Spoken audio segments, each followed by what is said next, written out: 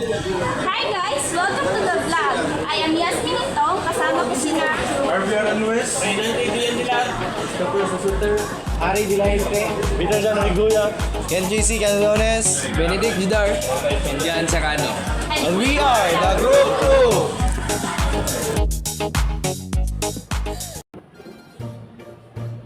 Hello! Welcome to our vlog. I am Yasmin Intong. For today's video, maglilibot kami sa campus para tanungin ang iba't ibang estudyante tungkol kay Dr. Jose Rizal. Hello everyone, I am Kent JC Candones. Ang title ng vlog natin ngayon ay tungkol kay Dr. Jose Rizal, Rizal beyond the classrooms and perspective across discipline. Kasi kadalasan, akala natin history lang ito or pang-exam lang, di ba? Na-curious din ba kayo kung paano nag-a-apply ang ideal ni Jose Rizal in a modern profession? Kaya binuo namin ng buong grupo, kaming host to guide you through this journey. Limang iba't ibang department ang ating bibisitahin. SELA, Criminology, IT, BSBA, HME. So ano pang ginagawa natin? Tara, let's explore! Question number 1. What specific facts, stories, or ideas do you remember or know about Dr. Jose Rizal? Jose Rizal, Jose Rizal is bayani sa Pilipinas. Siya nitabang sa mga Pilipino nga makalaya sa Espanyol, sa mga dayuhan, and dagan siyang mga natabang, mga nasulat nga libro nga makatabang nga malaya ang Pilipinas. So sa ako ang naibawan lang about kay Dr. Rizal is he's one of the national Philippine hero there sa Philippines, and he authored the 2 novels, which is the Nolamitang Hera and the El Filibusterismo. And ang katong yung gihimo nga novel is one of the reason why ang mga Pilipino is na-reawaken and nakamit na to ang itong kalayaan.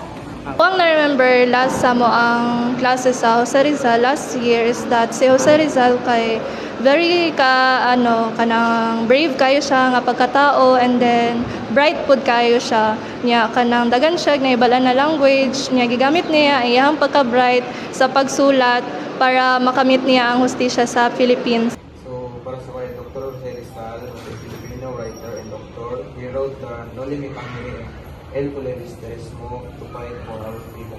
So, ang kung naibalan kay Jose Rizal is isa siya ka national hero diri sa Philippines, o mahilig siya sa kultura, sining, tas na siya mga na-publish nga libro like El Filibusterismo, Nolimitang Hera, o sa pa to?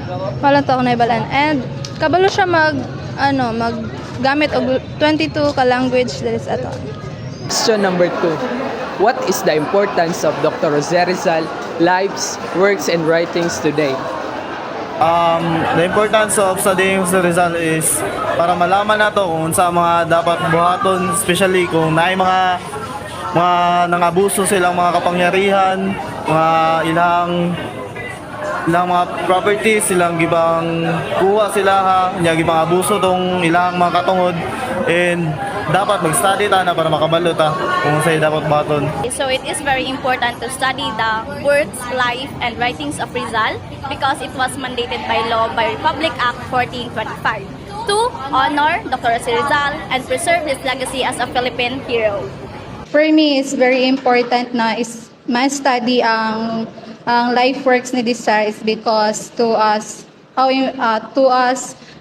give importance the education and to know what is the young book all about, kung para asa na siya, and then to give us knowledge and also guidance para sa to ang mga batanon, especially kay mao man jud na iyahang target is the kabatanunan. So very important jud nga studyhan nato ang iyang life works to give pud sa iyang honor.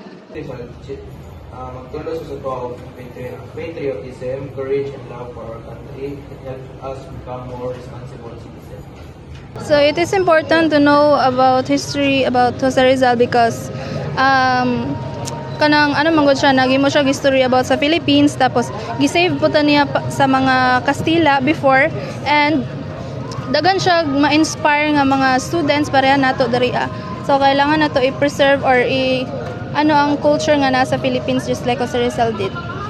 Question number 3, how do you think Rizal ideals relate to your specific field of study or future profession? As a criminology student, no, need mag-study sa criminology student about sa life ni Rizal kay ang gibuhat ni Rizal para mulaban sa kanang kapayapaan sa hustisya sa Pilipinas, and sa among field sa criminology is need gyapon na kay laban mong gyapon na sa hustisya, sa justice and sa law. So, good morning.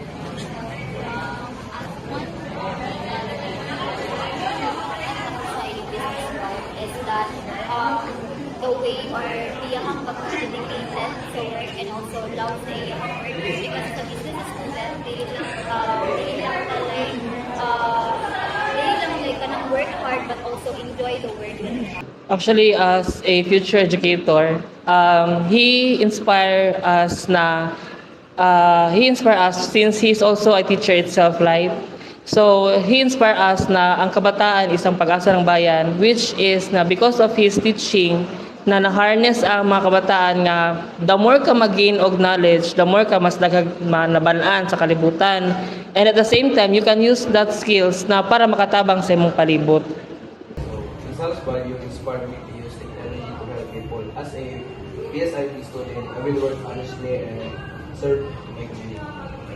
Makarelate siya sa ako ang profession kay ang hospitality management kay ginaga-serve siya sa mga people, and ganahan siya ay ang among course kay naga-serve siya sa lain people, mag-help sa lain people, ug we like to kanang satisfy other people needs. So just like what Rizal did, nag-serve po siya sa fellow Filipinos na to, ug gisave ta niya from other nationalities.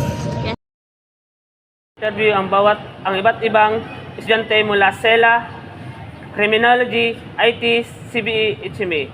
Kapansin-pansin natin ang iba't ibang perspective ng bawat departamento.